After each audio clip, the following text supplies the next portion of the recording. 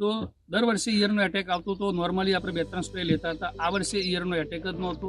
તો ડિવાઇસની એની જે સિસ્ટમ પ્રમાણે અંદર બતાવ્યું તો આપણે એ પ્રમાણે 1 પણ રૂપિયાનો દવાનો સ્પ્રે ઈયરનો કર્યો નથી. જે મારી લગભગ તમે વિચાર કરો 200 એકરની અંદર તમે 3 સ્પ્રે નોર્મલી લેતા હતા.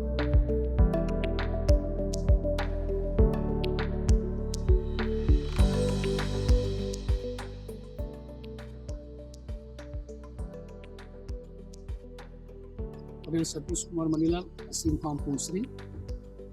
આપણે અસીમ ફાર્મ ખાતે ટોટલ 200 એકર બટાકાનું વાવેતર કરીએ છીએ દર વર્ષે. હવે આ વર્ષે અમે બટાકાનું વાવેતર કર્યા પછી ફાઇલો કંપની, બેંગ્લોર બેઝ કંપનીએ એમના માણસો સંપર્કમાં આવ્યા અને બટાકાનું ઓલમોસ્ટ આપણું વાવેતર પૂરું થઈ ગયું હતું. અંદાજે લગભગ 16 ડિસેમ્બરની આસપાસ એમના કોન્ટેક્ટમાં આવ્યા પછી આપણે એમને આખી સિસ્ટમને સમજવાનો પ્રયત્ન કર્યો. મિલવાઇલ મળવાનું તો એમ જ થયું હતું એમના જોડે. એક ડિવાઇસ એ લોકો ફિટ કરવા માટે આવ્યા હતા, એક મિત્ર હતો. ત્યાંથી મુલાકાત થઈને આપણે આખી સિસ્ટમને સમજ્યા પછી લાગ્યું કે કંપનીનું જે કામ છે એ બહુ જ પ્રોપર છે, જેન્યુન છે બધું, અને એ આપણી ખેતી માટે ખૂબ જ ઉપયોગી છે એવું આપણે આખી વાતને સમજ્યા પછી લાગ્યું. ને 16 ડિસેમ્બરે આપણે એક આ ડિવાઇસ તમે જોઈ રહ્યા છો મિત્રો, આખું જે ફાઇલો કંપનીનું, એ આપણે આપણું વેધર સ્ટેશન કહેવાય છે એને આપણે ફિટ કરાવ્યું. મિત્રો, ઘણી બધી એપનો ઉપયોગ કરીને આપણે ખેતી તો કરતા જ હતા અમે, પરંતુ આવી પ્રોપર ડિવાઇસ એકદમ સાદું અને કોઈ પણ માણસ, આપણો ફાર્મ મેનેજર હોય અથવા તો મારા પિતાજી છે, 65 વર્ષની ઉંમર છે, પટેલ મણિલાલ ગોકળદાસ, એ પણ આસાનીથી દરેક વસ્તુને અત્યારે જોઈ શકે છે. 16 ડિસેમ્બરે આપણે ડિવાઇસ લગાવ્યું. અમારી જમીન જે છે લાઇટ સોઇલ કહેવાય, આમ તો બટાકા માટે ઉત્તમ છે, પરંતુ આની અંદર પાણી આપવું, કેટલું આપવું, એ અમારા માટે બહુ મોટામાં મોટો અમારો પ્રશ્ન હતો. અને એના માટે અમે ટ્યુબવેલ પણ એડવાન્સમાં અમારે રાખવા પડતા હતા કે 3-4 ટ્યુબવેલ એડવાન્સમાં રાખીએ ત્યારે એનું વોટર મેનેજમેન્ટ પૂરું થતું હતું.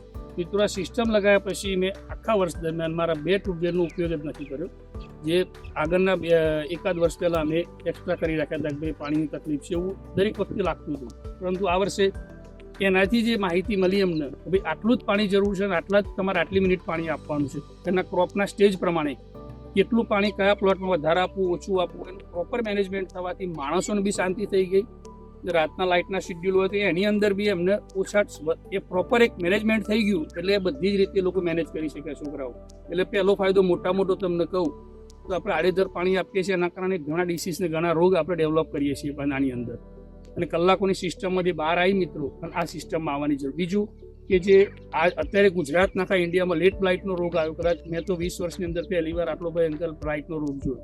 તો આપણે 16 ડિસેમ્બરે ડિવાઇસ લગાવ્યા પછી 26 ડિસેમ્બરની આસપાસ આપણને સિસ્ટમમાં બતાવ્યું કે તમારે ત્યાં આનું વાતાવરણ બની રહ્યું છે.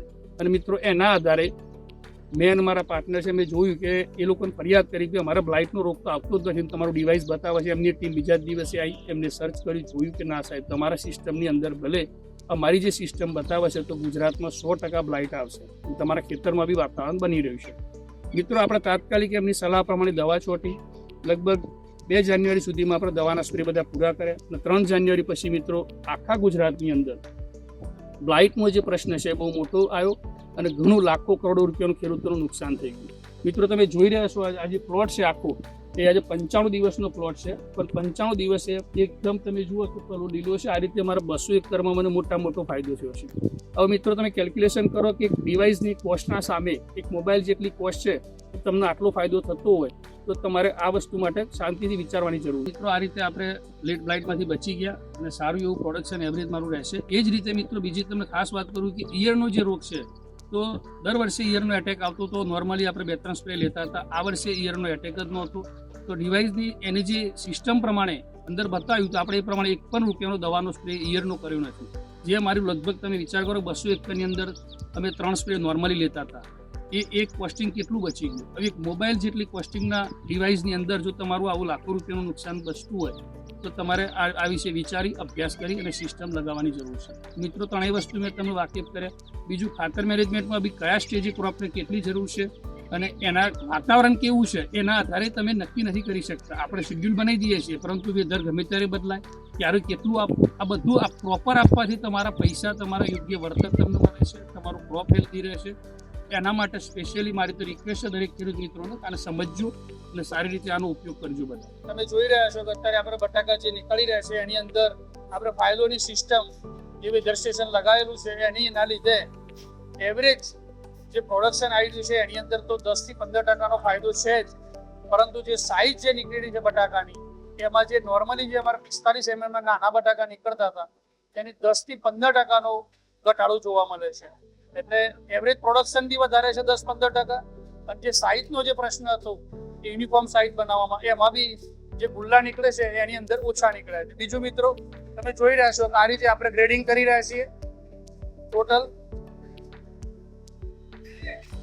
એની અંદર દરેક સાઈઝના બટાકા આપણે અલગ અલગ કરી રહ્યા છીએ. તો તમે જોશો આની અંદર કે દરેક બટાકું જે છે એ એકદમ યુનિફોર્મ બટાકા આવી રહ્યા છે. તમને દેખાશે કોઈ જાતના પ્લસ માઇનસ બટાકા નહીં હોય આની અંદર. એક મોટો ફાયદો છે. દરેક ટેબલ ઉપર તમે જોઈ શકો છો એક જ સાઈઝના પરફેક્ટ બટાકા આવે છે. જોડે એની ક્વોલિટી પણ તમે જોઈ શકો છો કે ક્વોલિટી વાઇઝ કશું એમાં જોવું પડે એવું નથી.